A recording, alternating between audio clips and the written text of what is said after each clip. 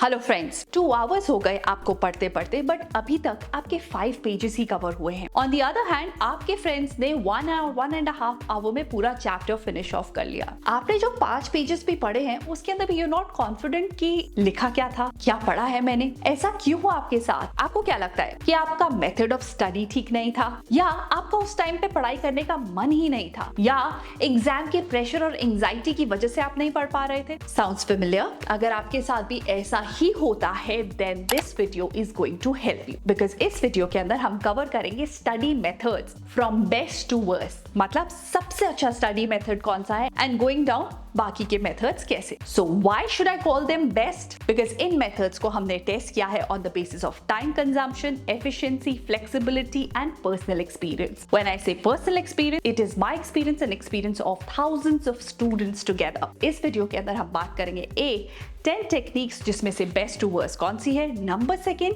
इसके अंदर हम बात करेंगे कि अगर आपके एग्जाम्स आने वाले हैं तो उस टाइम पे आपको कौन सी टेक्निक को यूज करना चाहिए। नंबर थर्ड, अगर अभी आप एग्जाम की प्रिपरेशन करें, that means you are 2 to 3 months far from exams, उस टाइम पे आपको कैसे स्टडी करना चाहिए। नंबर 4, अगर you don't feel like studying, उसके लिए बेस्ट मेथड्स ऑफ स्टडी क्या है।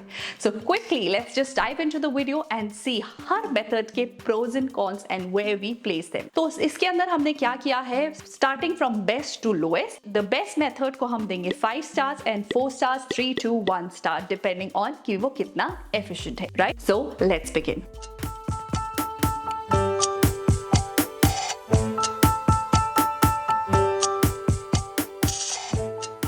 Let's begin with past year paper. Past year paper strategy is the strategy जिसको मैं 5 stars देने चाहूंगी। ऐसा क्यों? क्योंकि जब आप past year papers को करते हैं तो आपको पता चलता है कि कैसा स्ट्रक्चर आपके एग्जाम में आने वाला है, क्या मार्किंग स्कीम यूज होगी, एंड आप अपने आप को उस टेस्टिंग सिचुएशन में डालते हैं जिसके अंदर your mind thinks and retrieve करता है इंफॉर्मेशन को जैसे वो एग्जैक्टली एग्जाम में करने वाला है। एंड ऑल्सो इस टाइम पे आप टाइमिंग करके अपनी नॉलेज को लिखते हैं, एंड कितना लिखना है, कैसे लिखना है, ये सब आप सीखते हैं, right? I would give this method 5 stars.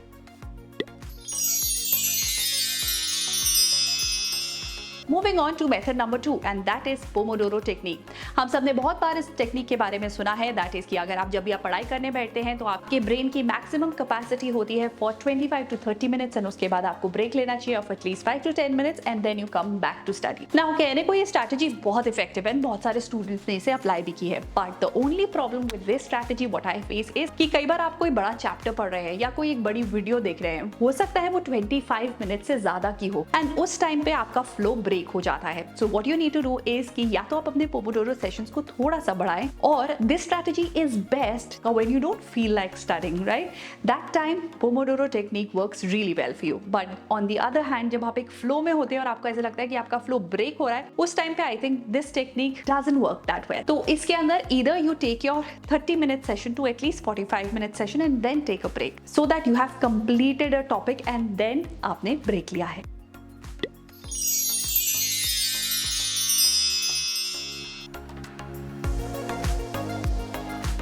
हम सब जानते हैं कि एग्जाम आने वाले हैं, only 3 months are left, that means the time is flying और हमारे पास बहुत सारा सिलेबस है कवर करने को। सो अगर आप भी बहुत सारा सिलेबस थोड़े समय में कवर करना चाहते हैं and you do not want to keep backlog, कि अगर आपको अभी प्रॉब्लम आई है, you don't want to put it for future कि मैं इसको थोड़े दिनों के बाद सॉल्व कर दूंगी, बिकॉज टाइम नहीं है हमारे पास इस टाइम। तो अगर आप भी इस सिचुएशन से डील कर रहे हैं, then I have got a very interesting and a useful app for all of you, and that is Filo app. Filo app एक इंस्टेंट ट्यूटरिंग ऐप है जिसके अंदर अगर आप स्टक होते हैं किसी प्रॉब्लम में तो आप अपनी प्रॉब्लम की पिक्चर को क्लिक करके and you have to send it across on the app, okay? And अपनी प्रॉब्लम को लिखना है, and within 60 second you will get a call from the expert tutor जो आपको उस प्रॉब्लम को समझाएंगे। Now not only this, because ये 1-on-1 सेशन है तो आप अनलिमिटेड क्वेश्चंस पूछ सकते हैं till the time you understand everything thoroughly without any judgment. For this you just have to download the Philo app. I'll leave the link in the description box below. Make sure that you check it out. Now moving on to the third method and that is mind maps. हम सब ने बहुत सुना है mind maps के बारे में कि mind maps के अंदर आपको एक overview मिल जाता है, आप एक overview बनाते हैं ताकि आप कनेक्ट कर पाए different छोटे टॉपिक्स को to the main topic। तो एग्जाम के अंदर अगर कोई छोटा टॉपिक आया है और उसके बारे में पूछा गया है तो their connection with the bigger topic आप उसे समझ पाते हैं ज्यादा अच्छे से। Now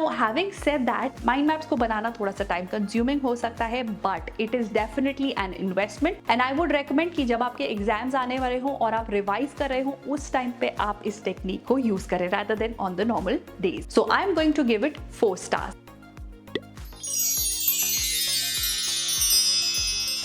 Moving on to the next one and that is active recall method. Now active recall method के अंदर हम क्या करते हैं, जब भी हमने पढ़ाई करी है तो हम रुक कर उसको बुक को बंद करके अपने माइंड में रिवाइज करके देखते हैं. और number second way of doing active recall is कि हमने जो भी चैप्टर पढ़ा है उसके एंड में हम क्विज करते हैं, राइट, कि हमने जो भी पढ़ा है हमें कितना समझ आया. That means we are not passively reading it, we are actively involve with the text. So जब भी आप किसी भी चैप्टर को पढ़ते हैं उससे ज्यादा टाइम आपको स्पेंड करना चाहिए उसे असिमुलेट करने में अपने माइंड में. Okay, so active recall method, I think it is a no brainer. I would give 5 stars to this method.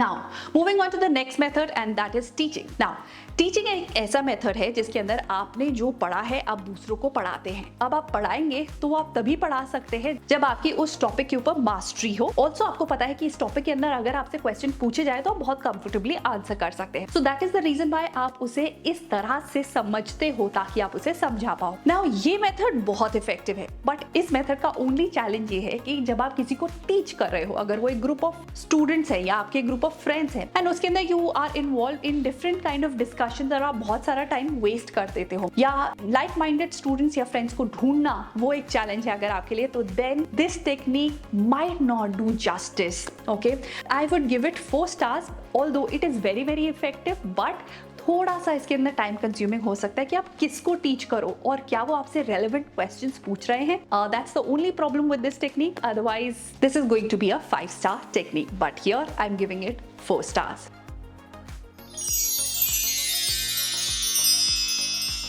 Moving on to the next one and that is studying with music. तो कितनी बार ऐसा होता है कि आपका पढ़ाई करने का मन नहीं होता है and then you put some music in the background and you just enjoy studies and you just doing it and maths के sum solve करें. But here the problem is कि आपको कोई भी loud music नहीं लेना है, आपको कोई भी ऐसा music नहीं लेना है जिसके अंदर lyrics हो, because then your mind just gets into it. तो अगर आप ऐसा लेते हैं तो क्या होता है, आपका mind एकदम lyrics में involve हो जाता है and आपका ध्यान पढ़ाई से shift होके music में पहुंच जाता है. So what you need to do is you can only try this technique when you are not in a mood to study और आपको अपने आप को फोर्स करना पड़ रहा है स्टडी करने के लिए, तो उस टाइम पे आप बैकग्राउंड में म्यूजिक लगा सकते हैं. So I would give this 3 stars.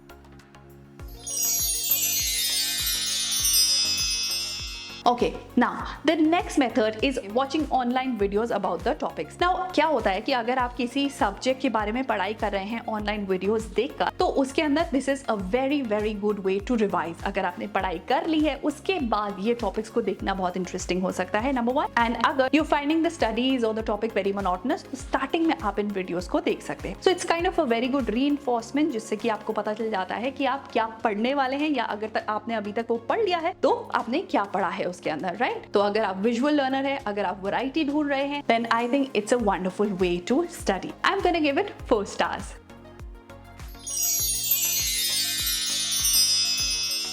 Now, moving on to the next method and that is rote learning. Rote learning मतलब कि जब आपने कोई भी चीज को पढ़ाई करा है और उसको याद करने के लिए आप बार बार पढ़ रहे हैं ताकि आपको वो याद हो जाए एंड एग्जाम में आप उसे अच्छे से लिख पाए. सुनने में ऐसा लगता है कि ओह ये हम क्यों करेंगे, बट 75% ऑफ द स्टूडेंट्स ऐसे ही पढ़ाई करते हैं. सच सच बताना कि आप सोशल साइंस की पढ़ाई कैसे करते हो, एग्जैक्टली रोट लर्निंग से. So this method is very very ineffective क्योंकि इसके अंदर आप सिर्फ अपने माइंड में चीजें डाल रहे हो, यू नॉट सीइंग कि आपके माइंड ने कितनी चीजें ग्रास्प करी हैं अभी तक, right.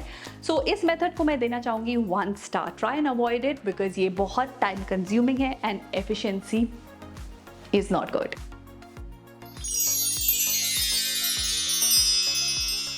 Making notes. Okay, again 70% of the students try to make notes and notes बनाकर वो उससे पढ़ाई करते हैं. Now notes making के अंदर अगर आप ये mistake कर रहे हैं then वो efficient method नहीं है. Now mistake is कि अगर आप अपने जितना आपका बड़ा chapter है उतने ही बड़े आप notes बना रहे हैं then it is not a good thing. Number 2, अगर आप pretty notes बनाने के चक्कर में फंस गए हैं और उसमें आपका बहुत टाइम कंज्यूम हो जाता है then it is not a good idea. Now अगर आपके notes ऐसे हैं जिसके अंदर सिर्फ keywords है, बहुत अच्छे से बनाए गए हैं, the right methods have been used to make the notes, then they might be efficient, but otherwise they're not. So I'm gonna give it 3 stars.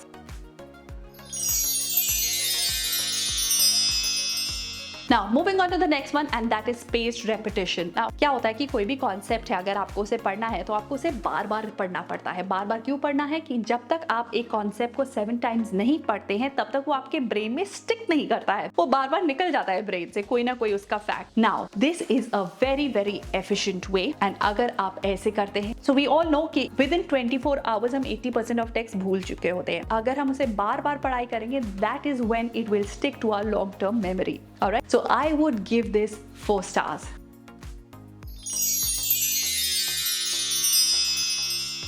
Quickly see top 5 methods जो आपको यूज करने चाहिए अगर आपके एग्जाम्स आने वाले हैं. Number 1 is going to be active recall method. Number 2 is going to be spaced repetition. Number 3 is going to be solving the past year paper. Number 4 is going to be teaching. Number 5 is going to be making mind maps. Now 5 methods जो आपको use करने चाहिए अभी अगर आपके exam को 2 to 3 months, that means 2 to 3 months before you go for your exam. Number 1 is going to be watching videos. Number 2 is going to be again past year papers. Number 3 is going to be active recall method. Number 4 is going to be spaced repetition. Number 5 is going to be study with music in the background. Now moving on, अगर आपका पढ़ाई करने का मन नहीं है तो इस टाइम पे आपको कौन सी टेक्निक यूज करनी चाहिए? Number 1 watching the videos to study. Number 2 Pomodoro method, and Number 3 putting the music in the background. So this was my ranking.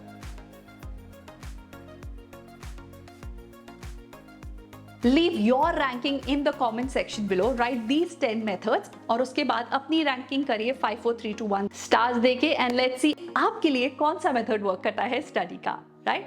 So I'll see you in my next video. Till then, take care of yourself and stay super duper productive.